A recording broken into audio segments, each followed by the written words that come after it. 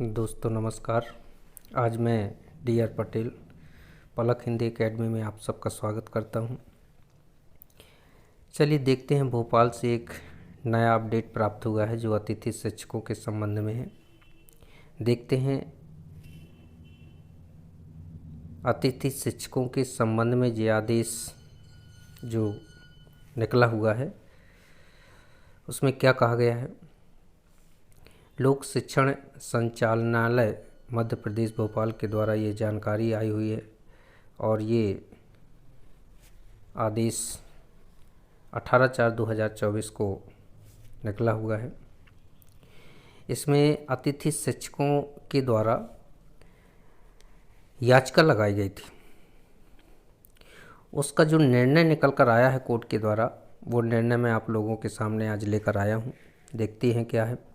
याचिकाकर्ता श्री भूपेंद्र,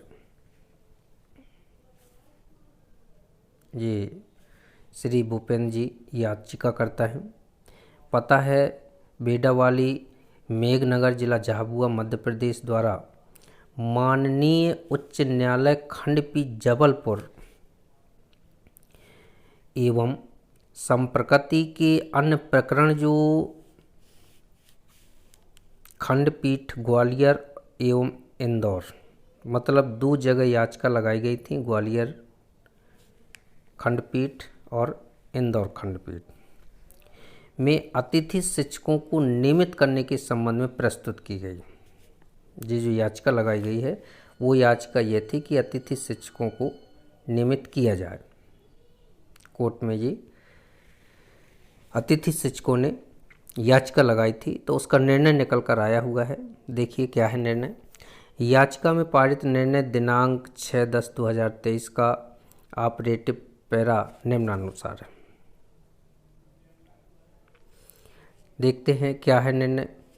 उक्त निर्णय के अनुक्रम में याचिकाकर्ताओं द्वारा अभ्यावेदन प्रस्तुत किया गया है कि याचिकाकर्ताओं द्वारा अपने अभ्यावेदन में यह उल्लेख किया गया है कि वे शिक्षक पात्रता परीक्षा उत्तीर्ण हैं। अतिथि शिक्षकों ने कहा है कि हम शिक्षक पात्रता परीक्षा उत्तीर्ण हैं और डीएड बीएड प्रशिक्षित भी हैं। 3 वर्ष से लेकर 12 वर्षों तक का लगातार अतिथि शिक्षक के रूप में पढ़ाने का अनुभव भी है। ये बात भी बिल्कुल सही है। अन्य राज्यों में भी अतिथि शिक्षकों को नियमित किया गया है। अन्य दूसरे राज्यों में देखा जाए तो जो लगातार कई वर्षों से अतिथि शिक्षक के पद पर कार्य कर रहे हैं उन्हें नियमित भी कर दिया गया। इस आधार पर याचिकाकर्ताओं ने नियमित करने की मांग की गई। ये अतिथि शिक्षकों ने याचिका लगाई थी। अब देखिए कोर्ट का आदेश क्या है। माननीय उच्च न्यायालय द्वारा पारित उक्त आदेश के अनुक्रम में याचिकाकर्ताओं के अभ्यावेदन का प्रचलित भर्ती नियम निर्देशों के क्रम में परीक्षण किया गया है। जो भी निर्देश थे और तथ्यात्मक स्थिति निम्नानुसार है। जो निर्देश दिए थे सरकार ने, परीक्षा संबंधी निर्देश, नियुक्ति संबंधी निर्देश, वो ये हैं कि मध्य प्रदेश राज्य स्कूल शिक्षा सेवा शैक्षणिक संवर्ग सेवा शर्तें एवं भर्ती नियम 2018 एवं संशोधित नियम 1/12/2022 के अनुसार सीधी भर्ती से रिक्त पदों की पूर्ति हेतु निम्नानुसार प्रावधान। ये प्रावधान सरकार के द्वारा दिया गया था। नंबर 1, नियम 8 के उप नियम 5 में शिक्षक पात्रता परीक्षा के उपरांत, यानी पात्रता परीक्षा पास करने के बाद शिक्षक चयन परीक्षा के माध्यम से शिक्षक भर्ती का प्रावधान। ये संशोधित नियम है। 18 का जो नियम था उसमें संशोधन किया गया था और 22 में इस नियम को लागू किया गया था और इसमें 2 परीक्षाओं का प्रावधान रखा गया था कि एक पहली परीक्षा आपको देनी पड़ेगी, शिक्षक पात्रता परीक्षा, और इसके बाद फिर दूसरी परीक्षा आपको देनी पड़ेगी, शिक्षक चयन परीक्षा। इसके बाद इसी का अगला नियम क्या है, नियम 11 उपनियम 7 ख में अतिथि शिक्षकों के लिए निम्नानुसार प्रावधान रखे गए थे। प्रावधान क्या रखा गया था अतिथि शिक्षकों के लिए कि शैक्षणिक संवर्ग अंतर्गत सीधी भर्ती के शिक्षकों के पदों की उपलब्ध रिक्तियों की 25%, देखिए ये लिखा हुआ है यहाँ पर 25% रिक्तियाँ अतिथि शिक्षक वर्ग के लिए आरक्षित की जाएंगी। जो जगह होंगी जिस विषय में, मान लीजिए अगर किसी विषय में 100 जगह निकली हुई हैं तो इसका 25% मतलब 25 जगह अतिथि शिक्षकों के लिए निर्धारित कर दी गई थी, जिनके द्वारा न्यूनतम 3 शैक्षणिक शर्तों।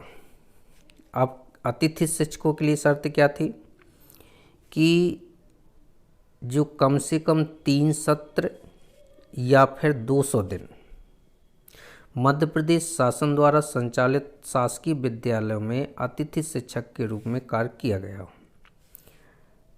तो या तो उसने 3 साल काम किया हो या फिर 200 दिन।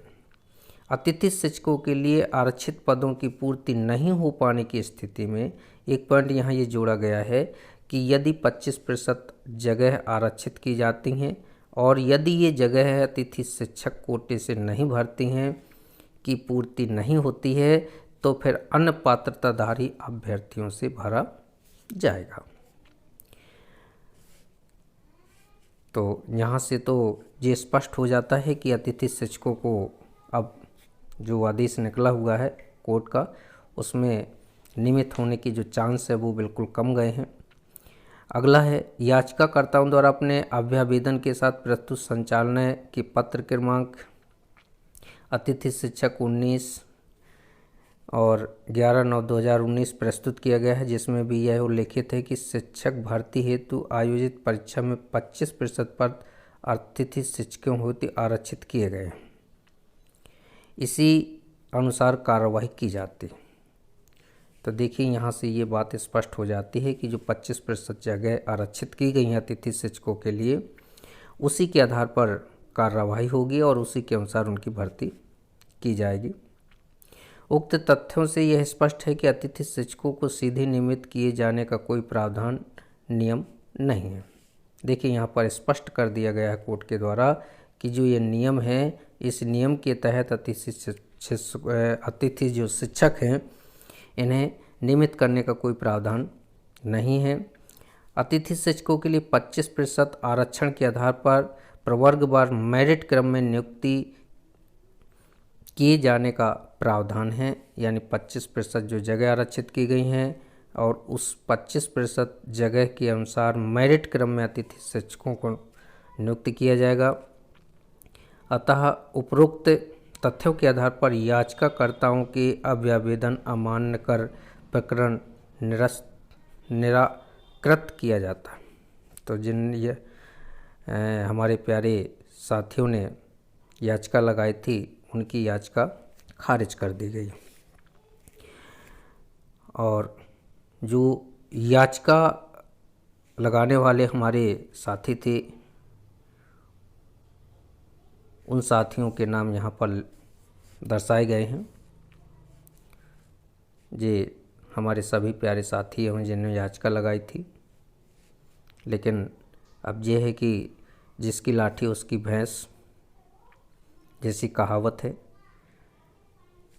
हम सभी अतिथि शिक्षकों के भविष्य को सरकार ने अंधकार में डाल दिया है और हमारी कोई सरकार बात सुनने को तैयार नहीं हो रही है। वो अपने नियमों में अटल है और उसमें कोई संशोधन वो नहीं करना चाहती है।